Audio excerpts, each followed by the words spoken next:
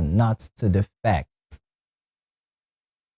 Federal government to end importation of defense equipment. On the foreign scene, British Prime Minister says UK wants to build strategic ties with China. Good evening. This is News at 7 on Western Spring Television. My name is Olufemi Alaway. The Senate has constituted a 7-man committee to collate, harmonize, and distill lawmakers' contributions and opinions on the Electoral Act Amendment Bill 2026, with a mandate to present a consolidated report to the chamber next Sunday. The decision followed over 2 hours of consideration of the bill's provisions during a closed-door session. The committee is chaired by the chairman of the Senate Committee on Judicial, Human Rights and Legal Matters, Senator Niyi Adebomore. Other members are Senators Adamu Elero, Aminu Tambuwal, Adams Oshomale, Danjum Magoje, Tony Nwoye, and Titus Zam. The committee has been given 3 days to conclude its assignment and submit its reports for consideration at the next plenary session scheduled for next week. The Senate today commenced consideration of the Electoral Act 2022 Repeal and Reenactment Bill 2026, moving into a closed-door session to review documents submitted by the chairman of the Senate Committee on Electoral Matters. Although the House of Representatives has already passed the bill, Senate President Senator Godswill Akpabio underscored the need for thorough scrutiny given the bill's implications for the nation's electoral process. In the meantime, the Senate has commenced investigation into operational inefficiencies and insecurity in the Nigerian railway system following concerns over decline in service delivery. The decision to launch the probe followed a personal explanation raised during today's plenary by a lawmaker who drew the attention of the Red Chamber to the deteriorating state of key rail corridors in the country. Consequently, the president of the Senate, Senator Godswill Akpabio, inaugurated another committee to carry out a holistic investigation into the Nigerian railway system. The committee, chaired by Senator Adams Oshomale, has been mandated to examine the execution of rail projects, funding, operational efficiencies, and service delivery, and is expected to submit its reports within 6 weeks. The concerns were earlier raised by Senator Abdul Ningi, who drew the Senate's attention to the condition of the Abuja-Kaduna-Kano rail line, alleging that the contract for the project was poorly executed. In the Green Chamber, the House of Representatives has urged the federal government to address the scourge of hunger across the country through coordinated and harmonizing of the various poverty reduction schemes currently being implemented. The decision of the House follows the consideration and adoption of a motion of urgent public importance moved by Yobe lawmaker Honorable Khadija Ibrahim during a plenary session. A recent estimate showed that about 139 million Nigerians, representing 61% of the population, are living below the national poverty line, with projections suggesting this figure could reach about 141 million by 2026. Honorable Khadija said millions of Nigerians are unable to afford basic food items and essential services, thereby aggravating food insecurity and malnutrition, especially among women, children, the elderly, and internally displaced persons. He further noted that the Northeast, which is predominantly agrarian, is the worst hit, stressing that for several years, farming activities were severely hindered due to insurgency, displacement of rural populations, destruction of farmlands. Following the adoption of the motion, the House urged the President to strengthen and harmonize ongoing national poverty reduction for food security and post-conflict agricultural recovery initiative. Although security has improved in many parts of the Northeast, a large number of farmers remain unable to resume full agricultural activities due to lack of access to inputs, financing, extension services, irrigation facilities, storage, and rural infrastructure necessary for agricultural recovery. Further worried that failure to fully reintegrate displaced farmers into existing agricultural recovery and food security initiatives will continue to entrench poverty, hunger, and dependency in the region, with negative implications for national food sufficiency, economic stability, and peace-building efforts.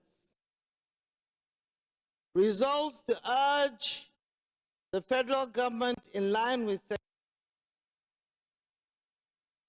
Constitution of the Federal Republic of Nigeria 99 as amended, to strengthen and harmonize ongoing national poverty reduction, food security, and post-conflict agricultural recovery initiatives with deliberate focus on agrarian communities affected by insecurity. Mandate the Federal Ministry of Agriculture and Food Security, in collaboration with relevant MDAs and aid to mainstream farmers in the North, mandate the appropriate committee of the House to intensify oversight on agricultural recovery, poverty alleviation, and food security interventions, particularly in conflict-affected regions, and report back to the House with recommendations to ensure transparency, inclusiveness, and measurable impact. 4, mandate the Northeast Development Commission to provide succor to these people with immediate effect. And now tuning to politics, the Senate witnessed another defection as Senator Pam Changunyang, representing Plateau State, formally abandoned the Action Democratic Party ADP to join the ruling All Progressives Congress. Senator Changunyang's defection letter was read on the floor of the Senate during plenary by the President of the Senate, Senator Godswill Fabio. In the letter, the lawmaker attributed his decision to irreconcilable differences and prolonged internal crisis within the ADP, which he said had made it increasingly difficult for him to function effectively as a senator. The lawmaker explained that the move was not taken lightly, noting that it followed wide-ranging consultations with key stakeholders in his senatorial district, including constituents and political associates. Expressing optimism about his new political party, the senator said the APC offers a more stable and progressive platform to advance his legislative priorities and serve his constituents better. In Kano State, the State Commissioner for Information and Internal Affairs, Ibrahim Waya, has advised Deputy Governor Aminu Abdusalam Gwazo to resign following his decision not to defect alongside Governor Abba Yusuf to the All Progressives Congress, APC. Speaking to journalists in Kano this afternoon, Waya stressed that governance is built on loyalty and mutual confidence, describing continued participation in executive affairs as incompatible with trust and confidentiality. The commissioner said Gwazo's stance not to join the APC is his personal decision, but there is no way someone who is no longer with the governor should be part of the routine council meeting. Waya added that in his view, resignation would be the most honorable course of action for the deputy governor. The commissioner's comments comes amid wider political developments in the state, including Governor Yusuf's recent defection to the APC from the New Nigeria People's Party, NNPP. Waya described the governor's move as beneficial to the state, noting that closer alignment with the federal government will attract more development projects and interventions. In Osun State, the chairman of the Accord Party, Pastor Victor Akande, says there is no faction in the party, noting that those calling for the disregistration of the party are mischievous. The Accord Party chairman spoke during the 51st edition of the Frontliners, organized by the Veteran Journalists Association, Osho State. He also said the party operates without political godfathers, stressing that its structure is guided by principles rather than patronage. He described Accord Party as a party with a clean record, noting that its ideology was rooted in welfarism. Pastor Akade reveals that the party had intensified public engagement to inform voters about Governor Ademola Adeleke's candidature on the Accord Party platform, adding that grassroots mobilization committees had been set up across towns, villages, and farm settlements. In his remarks, the chairman of the Veteran Journalists Association, Smollett Adetoyeshe Shitualamu, noted that the association, only known as the League of Veteran Journalists, had adopted its new name following registration with the Corporate Affairs Commission. The Osun State governorship election will take place on August 8, 2026. Is public enlightenment. Since the governor came on board of our party, I doubt is there any radio station I've never attended for interview. On Monday, there was Timsaid FM initial to start our party. Yesterday, I was in OSBC 1 p.m. At the same time, Unique yesterday also. So we have been moving from one station to another to educate our people concerning our party. And we have set up a grassroots mobilization committee that will reach out to every nook and crannies of Osun State. And not only that, we have set up a committee that is only saddled with responsibility of going to places where we know those farm settlements. There are places we know that they are farmers there. So we have already set up a separate committee that is responsible to reach out to those people in villages, farm settlement. That is their own responsibility in every local government, and they will give us feedback so that we know how to reach out. Those are things we are doing in accord in that regard. Regarding the internal angling in our party, I can say there's no internal angling. That is just a man-made internal angling. Because if I may even ask, and which we all know, we heard of this internal angling when after Senator Dr. Nuruddin Ademola Adeleke defected to our party. We have never... This is the 51st edition. It's a flagship program. So we invite people here to interview them and rub minds. And it doesn't have to be a politician. It's only today they are politicians from all walks of life. It is a production that the what we now call us Veteran Journalists Association. It is, I mean, we are new on that name. So we used to be League of Veteran Journalists, but now we are now Veteran Journalists Association. We have been registered. That's the name that CAC gave us. So we can't go back to veteran. I mean, we can't go back to league. So we do it regularly, bring in people who have, we are stakeholders in the Nigerian project. So whatever it is we do, we want to interview people, escalate the matter, and de-escalate if possible. So we want to, that's our contribution to nation building, in short. That's why we are here. We contribute to nation building. So what advice can you give to others? It's for some of you younger journalists. When we plotted this program a few years ago, it was for you younger journalists. Because we realized that some of you don't even know how to manage. Lawmakers State Governor Dr. Kayode Fayemi has denied reports claiming he had a closed-door meeting with former Kano State Governor Senator Rabiu Kwankwaso at his Abuja residence. The fireman dismissed the report in a statement issued by the head of his media office, Ahmad Sajo, on Thursday, describing the claim as false and urging the public to disregard it. The report, which circulated on X on Wednesday, was shared by several social media handles alongside an old video clip showing fireman greeting Kwankwaso at his residence. According to the statement, the former Ekiti governor had met Kwankwaso only once in the past year and not in any private political setting. It added that at no time has the former governor held or is he holding any closed-door political meeting with the former Kano State governor, as suggested by the post.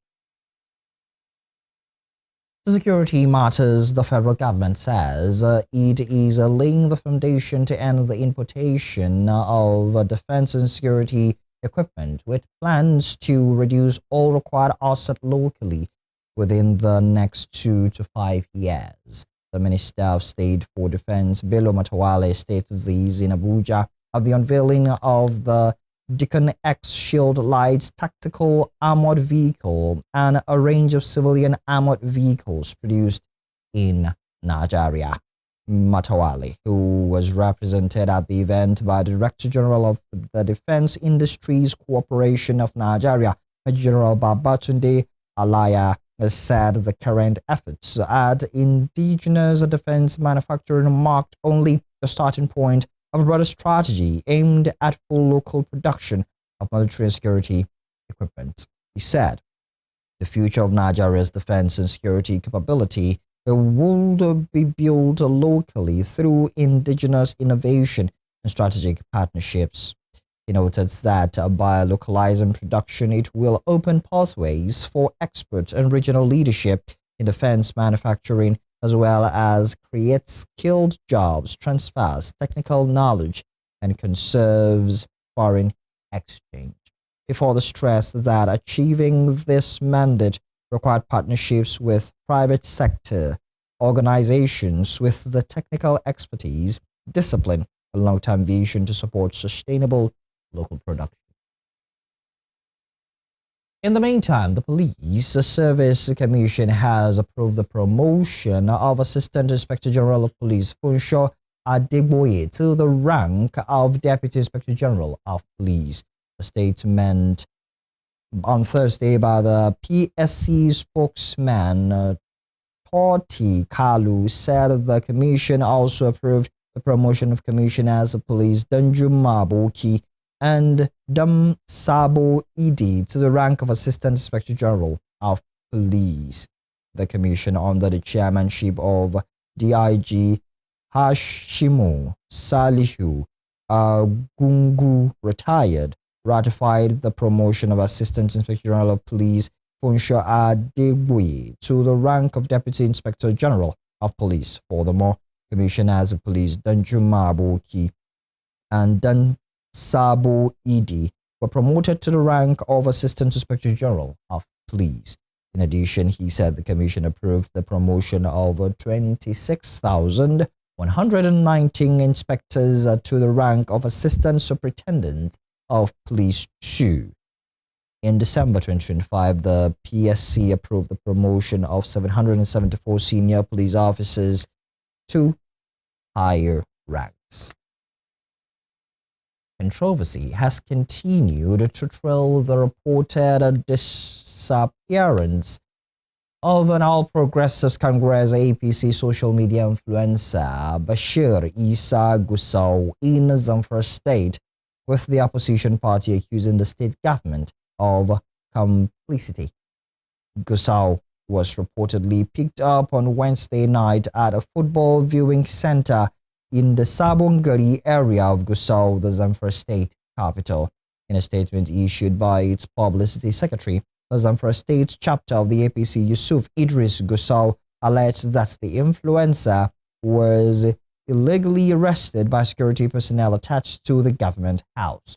The party claimed that when all the viewers attempted to intervene, the operatives fired shots into the air to disperse the crowd before forcing Gusau into their vehicle and driving off.